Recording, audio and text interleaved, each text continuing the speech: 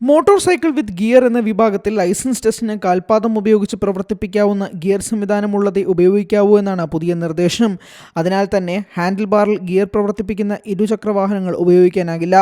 Bajaj M80 പോലെയുള്ള ഇരുചക്ര വാഹനങ്ങളാണ് മിക്കയിടങ്ങളിലും ഇപ്പോൾ ഉപയോഗിക്കുന്നത്. ഇങ്ങനെ ലൈസൻസ് നേടുന്നവർ പിന്നീട് നിരത്തിൽ ഗുരുതരമായ സുരക്ഷാ പ്രശ്നങ്ങൾ ഉണ്ടാക്കുന്നുണ്ടെന്ന് കണ്ടാണ് പുതിയ നിർദ്ദേശം. നിർദ്ദേശം നടപ്പാക്കുന്നതോടെ മോട്ടോർ സൈക്കിളുകൾ തന്നെ ഉപയോഗിക്കേണ്ടതായി വരും. 4 ചക്ര വാഹനം ഓടിക്കുന്നതിനുള്ള ലൈസൻസ് ടെസ്റ്റിന് ഓട്ടോമാറ്റിക് ഗിയർ അഥവാ ട്രാൻസ്മിഷൻ ഉള്ള വാഹനങ്ങളെയും ഇലക്ട്രിക് വാഹനങ്ങളെയും ഒഴിവാക്കും. കേന്ദ്ര മോട്ടോർ വാഹന ചട്ടപ്രകാരമുള്ള ഡ്രൈവിംഗ് ക്ഷമത പരിശോധിക്കുന്നതിന് ഇവ അപര്യാപ്തമാണെന്ന് കണ്ടാണ് മാറ്റം. ഇത്തരം വാഹനങ്ങളിൽ ഡ്രൈവിംഗ് ടെസ്റ്റിന് വിധേയരാകുന്നവർ മാനുവൽ ഗിയറുള്ള വാഹനങ്ങൾ ഓടിക്കാൻ ശ്രമിക്കുന്നത് സുരക്ഷാ പ്രശ്നങ്ങൾ ഉണ്ടാക്കുന്നുണ്ട്. റോഡ് ടെസ്റ്റുകൾ ഗ്രൗണ്ടിൽ നടത്തുന്നത് ഉദ്യോഗസ്ഥരുടെ വീഴ്ചയായി കണക്കാക്കാനും തീരുമാനിച്ചിട്ടുണ്ട്. ഡ്രൈവിംഗ് ടെസ്റ്റ് കാലോചിതമായി പരിഷ്കരിക്കുമെന്ന് മന്ത്രി KB ഗണേഷ് കുമാർ നേരത്തെ പ്രസ്താവിച്ചിരുന്നു.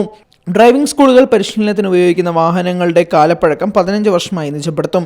സുരക്ഷാ സംവിധാനങ്ങളോ ആധുനിക സാങ്കേതിക വിദ്യകൾ ഉപയോഗപ്പെടുത്താതെയോ ആണ് പഴയ വാഹനങ്ങൾ എന്നതിനാലാണ് മാറ്റം. ഡ്രൈവിംഗ് ടെസ്റ്റിന് ഉപയോഗിക്കുന്ന ലൈറ്റ് മോട്ടോർ വാഹനങ്ങളിൽ ടെസ്റ്റ് റെക്കോർഡ് ചെയ്യുന്നതിന് ഡാഷ്ബോർഡ് ക്യാമറയും വെഹിക്കിൾ ലൊക്കേഷൻ ട്രാക്കിംഗ് ഡിവൈസും ഘടിപ്പിക്കാനും നിർദ്ദേശിച്ചിട്ടുണ്ട്. ടെസ്റ്റിന് ശേഷം അതിൻ്റെ മെമ്മറി കാർഡ് വെഹിക്കിൾ ഇൻസ്പെക്ടർ ഓഫീസിലെ കമ്പ്യൂട്ടറിലേക്ക് മാറ്റണം. 3 മാസം ഈ ഡേറ്റ ഓഫീസിൽ സൂക്ഷിക്കണം.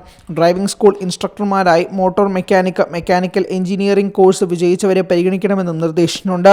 ഒരു മോട്ടോർ വെഹിക്കിൾ ഇൻസ്പെക്ടറും അസിസ്റ്റന്റ് മോട്ടോർ വെഹിക്കിൾ ഇൻസ്പെക്ടറും ചേർന്ന് ദിവസം 30 പേർക്കാണ് ടെസ്റ്റ് നടത്തേണ്ടത്. ഇതിൽ 20 എണ്ണം പുതിയ അപേക്ഷകരും 10 എണ്ണം നേരത്തെ പരാജയപ്പെട്ട അപേക്ഷകരുമായിരിക്കണം. 30 എണ്ണത്തിൽ കൂടുതൽ നടത്തിയാൽ ഉദ്യോഗസ്ഥർക്കെതിരെ വകുപ്പുതല നടപടിയും ഉണ്ടാകും.